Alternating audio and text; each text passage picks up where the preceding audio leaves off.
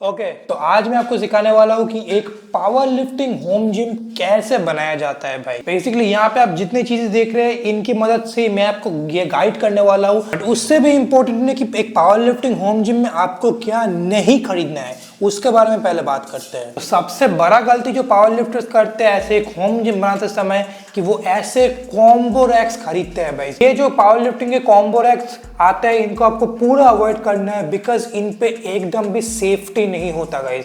आप इस क्लिप पे देख लीजिए, इन पे अगर आप एक स्क्वाट या फिर बेंच प्रेस फेल करेंगे ना पूरा रैक ही आपका उलट जाएगा बिकॉज ये बहुत छोटे होते हैं और ज्यादा भारी भरकम ऐसे जो एक स्क्वाट रैक देख रहे हैं इसके जैसे इतना भारी भरकम नहीं होते हैं। उसके ऊपर इनके प्राइसेस 50 से 60 हजार रुपए होते हैं जिस प्राइस में तो भाई आपका एक बहुत ही भारी भरकम पावर रैक ऐसे ही आ जाएगा। उसकी जगह आपको जो लेना है ऐसा एक स्क्वाट रैक या फिर पावर रैक लेना है। ये है सीज का है हाफ रैक जो अराउंड आई गेस 50 से 55,000 के अराउंड कॉस्ट करता है।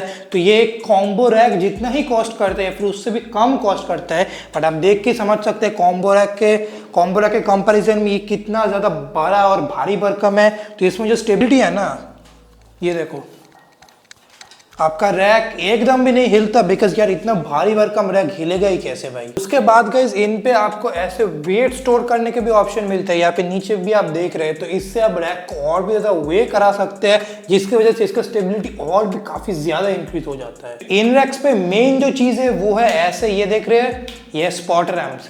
ये कैसे काम करते हैं मैं आपको दिखाता हूँ। समझ लीजिए बेंच प्रेस करते करते अगर आप एक रेप फेल करते हैं, आप सिंपली इस रेप को फेल किया मैंने नहीं उठा पा रहा हूँ, आप सिंपली इसके ऊपर ऐसे रख दे सकते हैं और इसके नीचे से ऐसे निकल जा सकते हैं and you will be completely safe bye. ये सेम चीज आप कॉम्बो रैक पे नहीं कर सकते बिकॉज उस पर स्पॉट रैम्स तो होते हैं पर बहुत ही पतले होते हैं तो ज्यादा वेट नहीं ले सकते। सीज का सिर्फ यही नहीं, सीज का एक्चुअली बहुत सारे पावर रैक्स, अगर आपके पास इतना ज्यादा 50,000 का बजट नहीं है, सीज का एक 30,000 का भी रैक आता है जिसका भी मैंने रिव्यू किया था, वो है सीज का ग्लैडिएटर पावर रैक। वो भी एक पावर रैक फैशन में ही आता है बट वो सिर्फ 30,000 का आता है। आप जितना ज्यादा पैसा देते जाएंगे आपको उतना ही हैवी ड्यूटी एक प्रोडक्ट मिल पाएगा।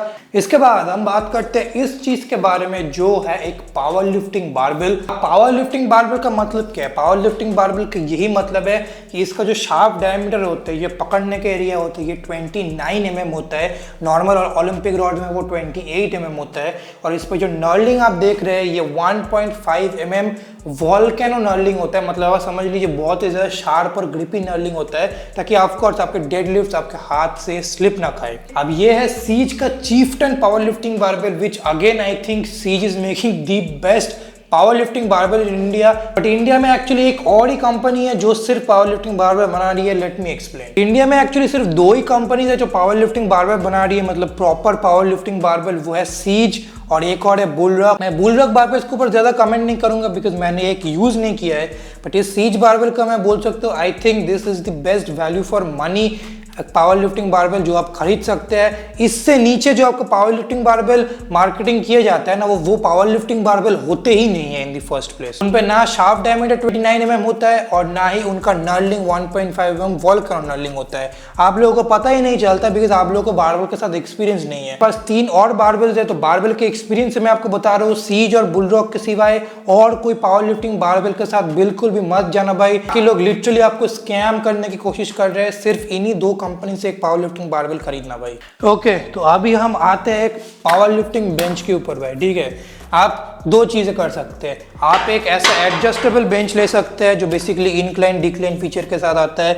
ये जैसे आप देख सकते हैं ऐसे इंक्लाइन हो जाता है, ये बेंच डिक्लाइन भी हो जाता है। Let me show you.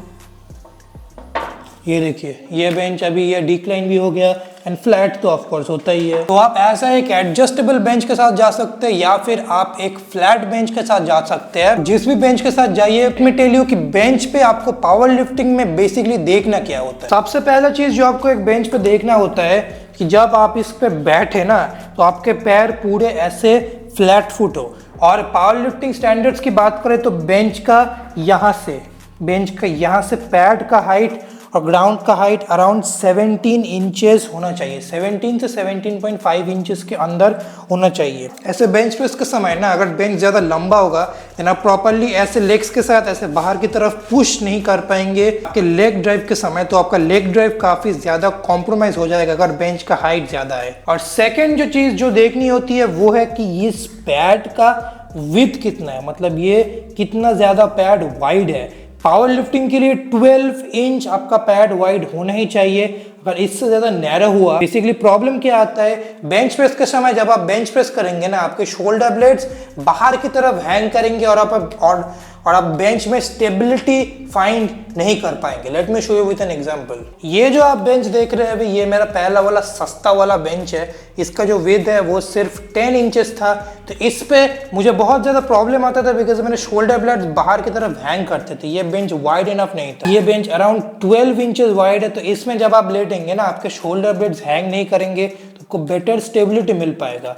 12 inch एक पावर लिफ्टिंग बेंच के लिए वाइड होना बहुत ही ज़्यादा इंपॉर्टेंट है, नहीं तो बेंच प्रेस पे आप अपना मैक्सिमम पोटेंशियल दे ही नहीं पाएंगे भाई। चीज़ आप कर सकते हैं, ऐसे एक इंक्लाइन बेंच ना लेके आप एक फ्लैट बेंच ले सकते हैं। उससे आपके अराउंड 6-7 रुपए ज़्यादा सेव हो जाएंगे। अभी मेरे पास सीच का फ्लैट बेंच नहीं है, but here are some pictures of it in case you want to check out. ये सीच का फ्लैट बेंच ले सकते हैं। It will cost you much less as compare to this bench. इस बेंच का प्राइस अराउंड 19,000 है और फ्लैट बेंच का प्राइस आई गेस अराउंड 13,000 है। तो अराउंड 6,000 रुपए आप सेव करेंगे directly by going with a flat bench if you don't need an incline bench.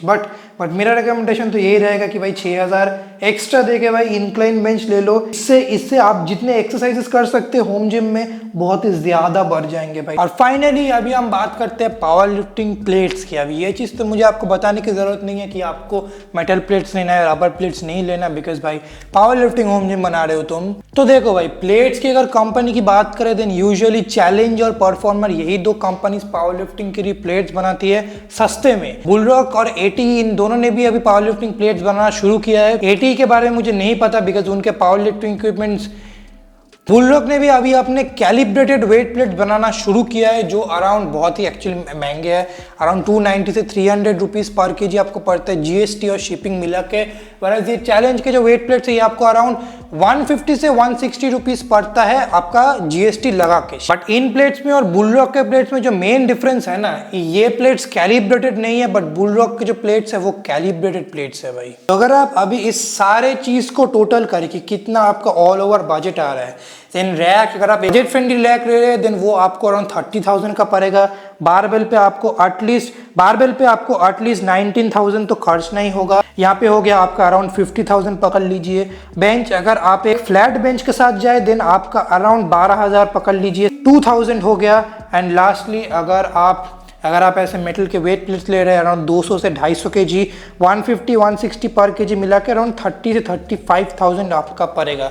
तो ओवरऑल पूरे जो जिम का बिल्ड है वो आपका अराउंड पकड़ लीजिए 90,000 से 1 लाख के अंदर बिल्ड हो जाएगा। और अगर आप डेडलिफ्ट प्लेटफॉर्म भी ऐसा बनाना चाहते हैं तो 4-5 हज़ार एक्स्ट्रा पकड़ लीजिए। ये क्या आपको ये ज़्यादा लग रहा है? बट अगर आपको ये बहुत ज़्यादा लग रहा है then let me tell you कि यही सच क्यों है। मैं आपको सच बताऊं तो इससे कम बजट में आप एक पावर लिफ्टिंग होम जिम नहीं बना सकते हैं भाई। आपको कोई ना कोई चीज़ पे कॉम्प्रोमाइज करना होगा। आप स्क्वाट ट्रैक पे कॉम्प्रोमाइज कर देंगे तो आपका सेफ्टी कॉम्प्रोमाइज हो जाएगा। बारबेल पे कॉम्प्रोमाइज कर देंगे देन भाई आप पावर लिफ्टिंग का इक्विपमेंट यूज नहीं कर रहे हैं। बेंच पे कॉम्प्रोमाइज कर देंगे देन आपको बेंच प्रेस में स्टेबिलिटी इशू आएगा। और प्लेट्स पे कॉम्प्रोमाइज कर देंगे देन भाई कैसे होगा भाई, पावर लिफ्टिंग कंपटीशन कैसे खेलोगे भाई। इस चैनल पे मेरा एम है आपको सचमुच में हेल्प करना, आपको रियलिटी दिखाना है। रियलिटी यही है कि 90,000 से 1 लाख के अंदर आप एक बहुत बढ़िया power lifting home gym build कर सकते हैं। अगर आपके पास अभी उतने पैसे नहीं है दैट्स फाइन, सेव अप करो। अभी जल्दीबाजी के चक्कर में कुछ ऐसे इक्विपमेंट्स मत खरीद लो जो पावर लिफ्टिंग के लिए बने ही नहीं है। तुम अपना कमर्शियल जिम इसीलिए ही छोड़ना चाहते हो राइट, बिकॉज वहां पे तुम पावर लिफ्टिंग ठीक से कर ही नहीं पा रहे हो। तो घर में भी अगर तुम सेम ही कमर्शियल इक्विपमेंट्स की ऐसी चीजें खरीद के ला रहे हो देन भाई जिम छोड़ने की जरूरत ही क्या है इन दी फर्स्ट प्लेस। अगर जिम सचमुच में छोड़ना है देन असली पावर लिफ्टिंग इक्विपमेंट्स ही खरीदो, थोड़े दिन और पैसे सेव अप कर लो भाई। बट इससे कम में power power lifting home gym honestly I don't think बन सकता है इंडिया में। एनीवे अगर आपको अभी इनमें से कोई भी इक्विपमेंट खरीदना है देन मैं इन सभी को डिस्क्रिप्शन में लिंक कर दूंगा। ये रैक, बारबेल और बेंच तो सीच फिटनेस का ये वो नीचे लिंक कर दूंगा, और इन प्लेट्स का मैं आपको नंबर नीचे लिंक कर दूंगा बिकॉज इन प्लेट्स का कोई ऐसे वेबसाइट नहीं है, तो मैं नंबर लिंक कर दूंगा, वहां से आप कांटेक्ट करके उनको फोन करके बात कर लीजिएगा कि आपके एरिया में वो डिलीवर करते हैं या फिर नहीं। बट अभी के लिए अगर आपको इन सभी में से किसी का भी एक रिव्यू देखना है, रैक का, बारबेल का, प्लेट्स का, देन आप मेरे इस वीडियो को यहाँ पे जाके देख सकते हैं। चलो बाय बाय।